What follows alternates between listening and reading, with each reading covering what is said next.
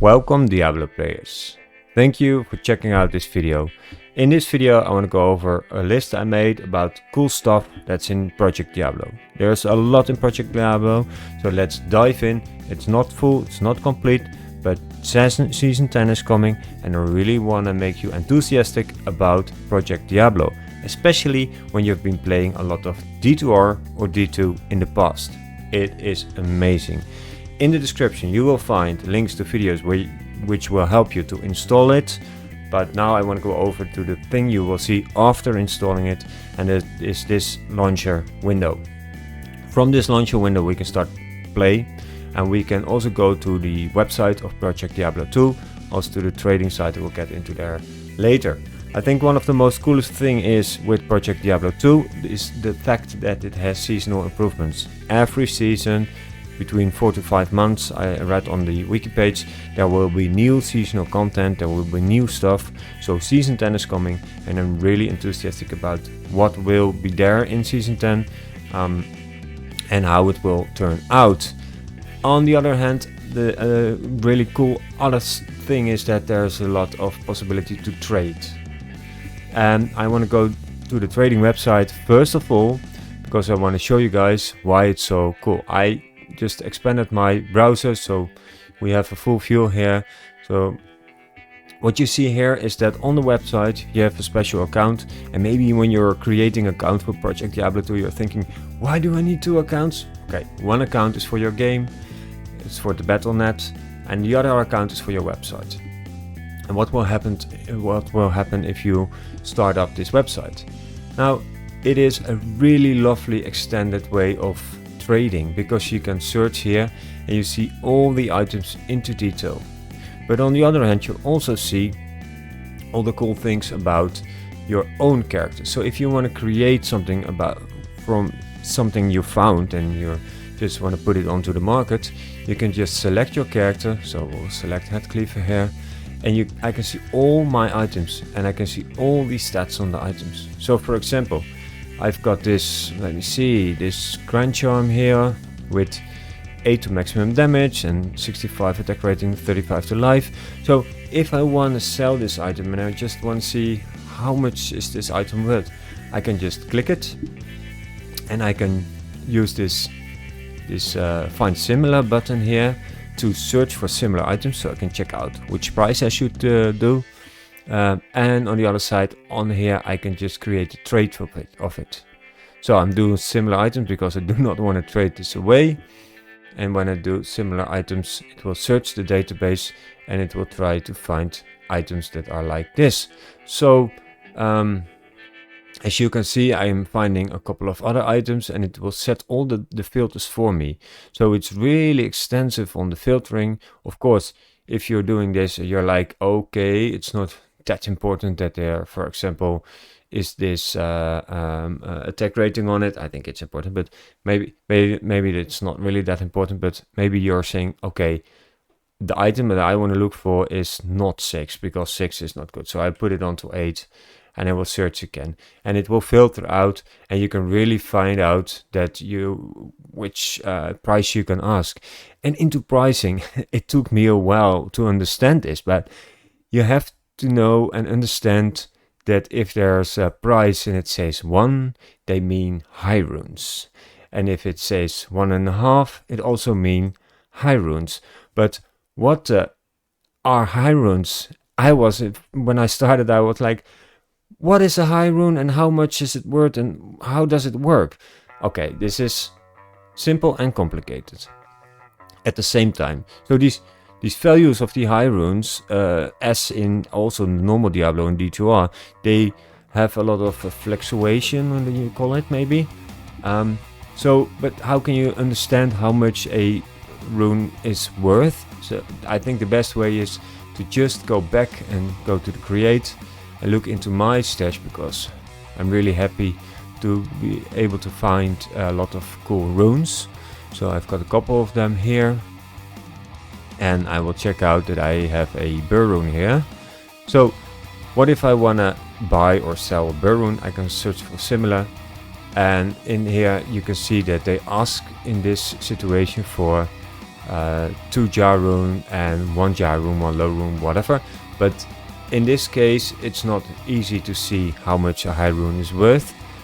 So this maybe is not a really good example, but let's try to check out another rune. So let me get down here. And, oh, sorry, stash. Do you see how cool this is? I can just check out, for example, you're not gonna do that of course, but if you're at work, you can still check out your stash. You can use items, you can put them onto the market, you can do a little bit of trading. So let's say about a low rune. What I understood about playing last season, that a low rune is 1 high rune.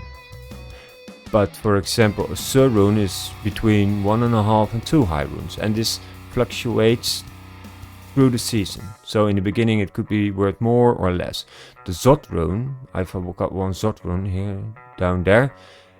Because of a couple of new rune words, this Zot rune now is worth, I understood, like 5 high runes. But before that it was worth like 1 or 2 high runes, like a Chem rune. And then on the other hand, if you have a Bur rune, it's around 3 high runes. So I still don't really get it, but I think it's really good to understand that the value which you trade with are those runes. And those runes start from, I think, a ist and then all the way up. And these values are all a little bit different. Pax rune, for example, is half a rune, half a high rune, as I understood it. And also the rune is like 1.75 high rune. So I'm still trying to find that out, but I'm learning, and I already sold certain corrupted items I'll get into later for a lot of high runes. If someone of you guys that are listening have a great video of a good explanation about high runes, please put it down in the post so I can learn from it as well. But these high runes are really cool. So let's go and see what else is really cool, and let's dive into Project Diablo 2. So down here the graphics are improved from Diablo 2 original, and in fact if I switch to D2R now, I'm like, oh yeah, D2R is way better looking. But if you play this a lot, it's not bad for you. And to be honest, I've been playing Project Diablo 2 on my Steam Deck as well.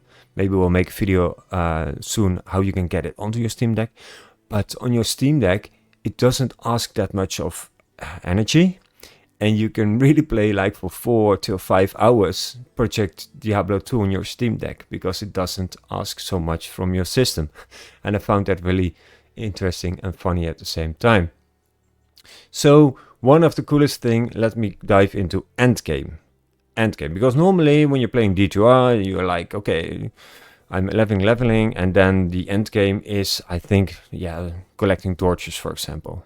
And maybe trying to kill the Diablo clone for an Annihilus thingy. So these are the endgame stuff things, and I've been doing a Holy Grailing, so maybe that's endgame as well, trying to get all the items in the game. I love to do that and still like to do that. But there are a lot of cool things in the endgame. So normally it's just kill boss, start new game, kill a boss, start a new game, kill a boss. And this is about it. They changed a lot, and so much, you can find it all on the wiki pages, but a lot around level 85 characters, about 85 areas, so a lot of areas are now 85.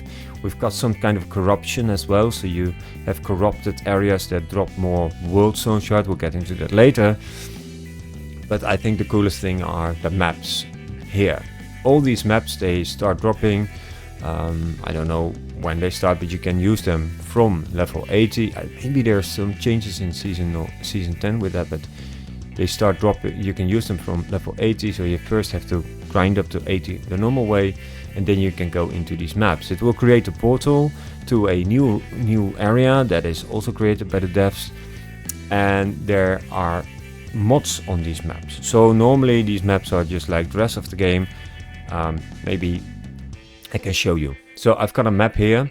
First off, what do you see is in this loot filter I'm using it will tell me the resistances of this map. So there is a lot of cold and fire resistance in this map above 100%, but for example the physical resistance is very low, so I will not find a lot of mobs there that are physical resistant. So for me, as a physical damage character, it's a good map. So if I'm starting up this map like this, it's not really interesting. It starts just few mobs, as you can find normally in Project Diablo. But the fact is, I want to roll stuff onto this. I want to craft with my maps. So let's do that. It's empty already. What do I need to craft a map? I normally use, and I can make a whole video about this, but I will do it quickly. I use this Zac Room Orb. I will use a fragment, and I need a rune. So let's just drop a rune in here. I use these items, so now there's nothing on this map, and then I'm transmuting it, and I've got a map with stats on it. You see that there are a lot of things on here, things that are beneficial for me, things that are not beneficial for me, but the thing that we want to look for the most is monster density. So this is really cool, because how more, you know, with Diablo 2, the more monsters you kill, the more chance you will have for good items to drop. What do you see here? You've got 27% experience additional, 88% monster density, so a lot more monster density, and then we also have this gold and magic find. It's also nice, so you don't really need this amazing extended amount of magic find. You can also use rolling the right maps for more magic find, but also some things that are not so nice, maybe like the life drain. Now you think, okay, you're done with this map, just click it and start it. No, we're not done. We can even corrupt this. So I will just corrupt it, and we'll tell a bit about this later, but I think this is also endgame. Corruption. Let me explain why. Because I can corrupt items, maps, and all that kind of stuff. And if you look at my items, I've got a string of ears here with a corruption of 30% better chance of magic finding items. So what will corruption do? It will add a additional stat to a item, or as you can see in the description here, it will add mods to your map. It will maybe even break your item, and this is really painful. So if you, for example, have a wisp projector and you use your corruption on it, it can break and it will turn into a yellow ring. So it's a really exciting thing to do. But on the other hand, if you get a good stat on it, like this Bukato's ring, I really like it because I think it's a cool item, and I have 3% mana stolen per hit on it. I love it, because this way I have enough mana steal, so I can play my character as I want it, and it's amazing. So every time you find the item, you already have, you can corrupt it and get the most brilliant item. I think I had the best value items by corrupting them. I had a helmet, perfect helmet. I corrupted it, and it threw me 3 sockets, and I sold it for 15 high runes. Here you see I've been saving up for this item. It has +1 to all skills onto the helmet with 2 sockets. Here you see I've got this grandfather, and this is a ethereal. I used corruption on it, and also used the puzzle box on it to get additional sockets. But the thing is, you find items you already have, and they can be worth a lot if you have good corruption on it. So it keeps this thing alive every time you find an item, and even if it's not that good, with the best corruption, it's the best item in the game, and I love it. And I think this is really nice thing about Project Diablo 2. They did it really well. But back to the map. So we've got this map here with a lot of stats on it already, and a lot of density. Now I can corrupt this. It will not break, that's the nice thing, but it will do add stuff. In here you see that it also added, I think, a little bit of rarity, and it also added in this situation the monster rarity, as I said. So normally I would say I would rather have more density, but you can get really up to 160 or 170% density, and if you do that, then you have a lot of monsters, and of course you need to be able to kill it, but it's really nice. So another cool thing is this map is not done yet, because I can do an additional thing, standard of heroes, also more endgame. So if I do maps, I collect these sigils thingies, those items. I can bind them to a new item, I can use them, and I can kill the ancients. They're more difficult, also again endgame, and I can get standard of heroes. So if I want to use standard of heroes on this map, you see that it will add more monster density, more magic find, and more experience. I already have a lot of more experience, so I put it onto this map, and now you see I've got 37% experience, 180% monster density. There's so much to learn for me, even with corrupting maps and what are the perfect stats, and I think you can really fine tune it, but the way it works is really cool to do. So, and there are stats you don't want, and there are stats that are perfect to have, so you can create those perfect maps. Then I'm not going to do it in this video, but you can go, I think you have to go to the last act here. I always stand here, and I don't know why, but then I right click the map, it will open a portal, you can go into it, and you can kill a lot of monsters. In the end there is a boss, you kill it as well, and you will have hopefully great loot. Okay, so I already talked about a couple of end bosses that are there. Just want to show you a couple of more items that will be able to show you or summon additional bosses. So we have these items here to get Ratma. I never done it before, but you can use it to get corrupted void stones. Within the maps, don't forget there are events, so you can get a event that you will find, for example, loot goblins, or you will get an event where you can find additional keys for getting the torches. There's an additional event within these maps to get more experience from a certain guy and then have a bit more loot. And all these things make it really fun to play. So we have also, I don't have it here, but you have a splinter, and you can use the splinter on the map, and this will give you a guaranteed event in this map. You can also find Geet. I've been playing a lot, but I never found him before, and you can buy unique items from Geet. So you always need to have around 5 million, because then you can buy all his items if you want to. I understood because I never found it, and this is also cool. So I've been playing quite a lot, but I never found that. For example, here I've got the item, you can make a tier 3 map a dungeon. I've been told it's really difficult and you really need a big party, but hey, if you've got a lot of friends, it's cool to do, cool to try out.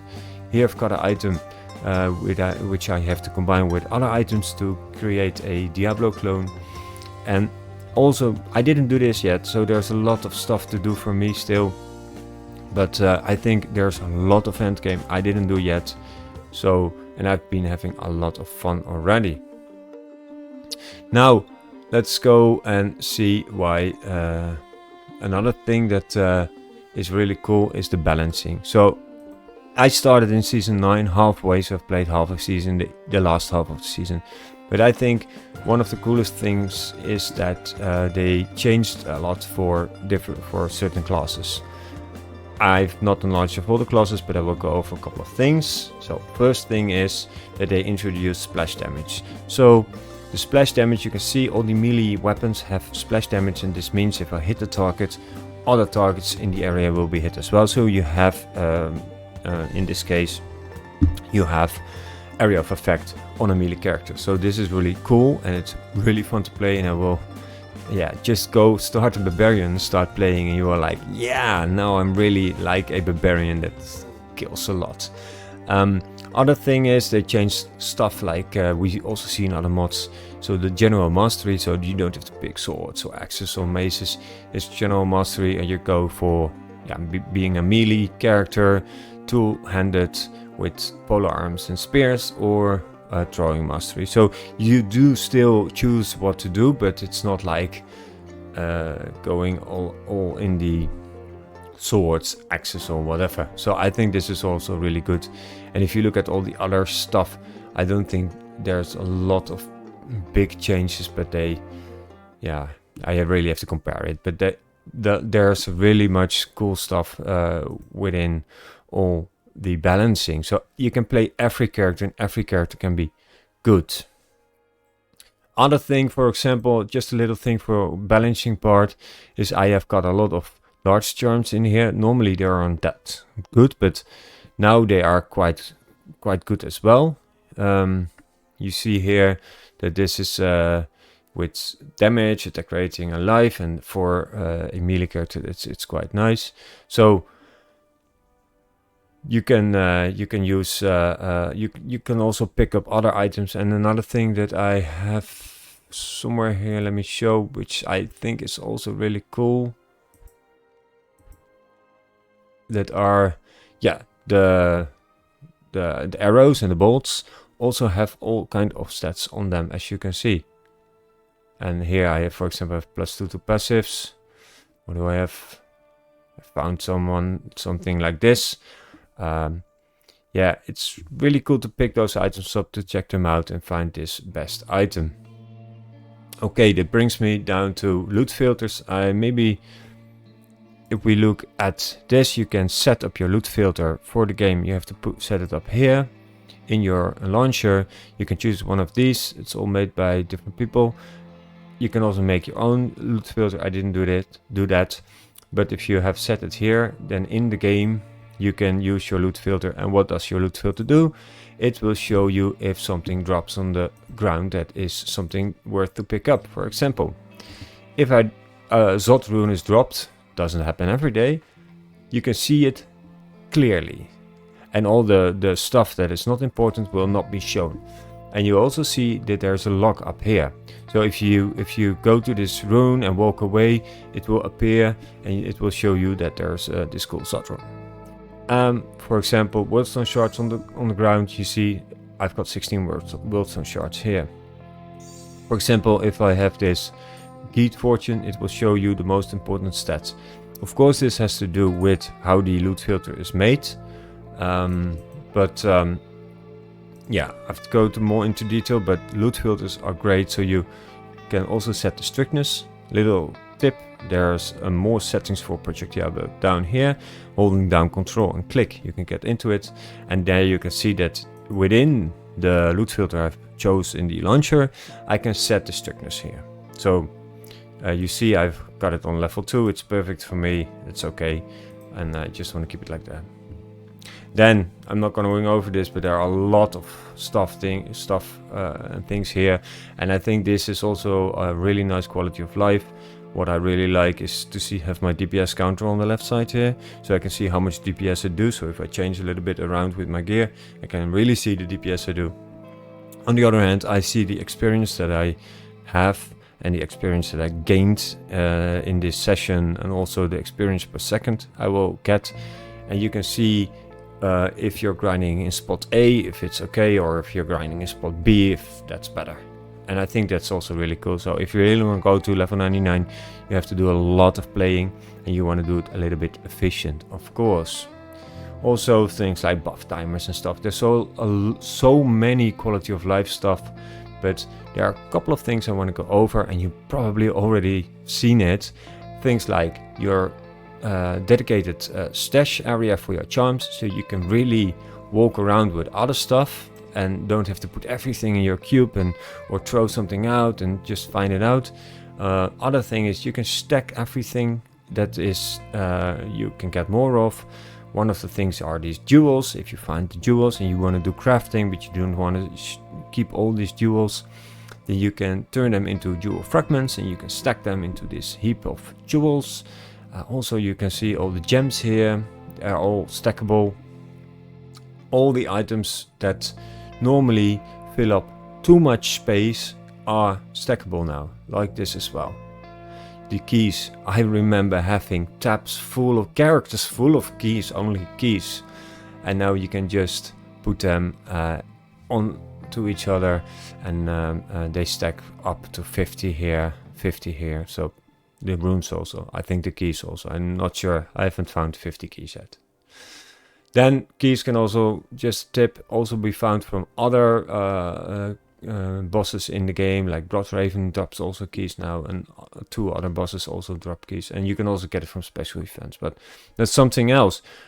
So we've got a couple of things. The loot filter I talked about, the space, the money, the more money you can collect, the special place of your charms. So just to be clear, if I put a charm down here, it will get red. So it will not be added to your stats. So you really have to put your charms down there. And then there's a good help, of course, a really good wiki to learn about everything. And also there is this thing with 2 more things now. Well, this will be the last part of this video. If I hit 8 standard on my keyboard, you see a lot of information about your character. You see also the frame rates. If you're in a certain frame rate, you probably know. If I have, for example, my how do you call him, my Merc open like this, and I hit 8, it will be the information about my Merc. Also, you can find it here. And another really cool thing is a default button is the 0 button. You can hold it over another character, and you can hit the 0 button and you can inspect his gear, so it's also really cool. Another stuff is I just can't stop. Is commands you can use, like kill command. Oh, sorry. To do it correctly.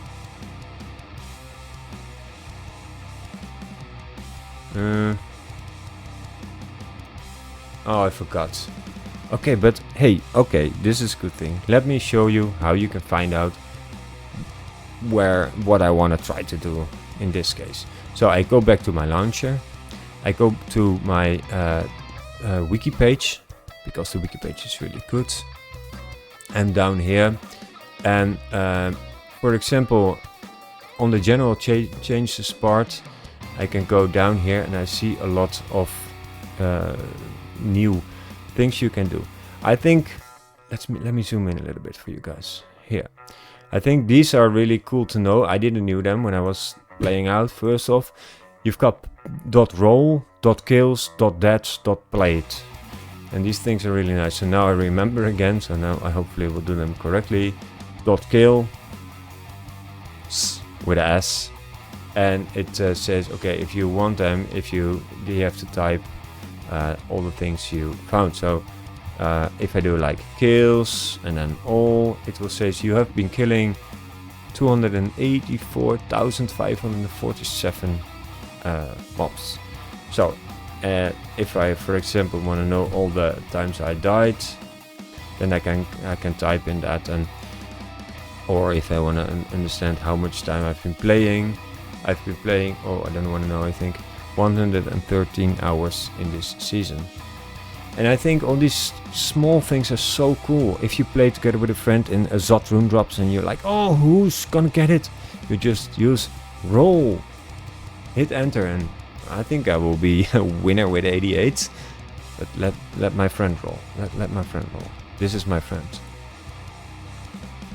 Oh yeah, I won the Zot rune. You see? And I think this kind of stuff, and in season 10 they will be doing also build this a bit more in, I think. But man, I can continue, but I will stop now and I will ask you, just go and install Project Diablo 2 and have fun in this great game with this great community. Thank you.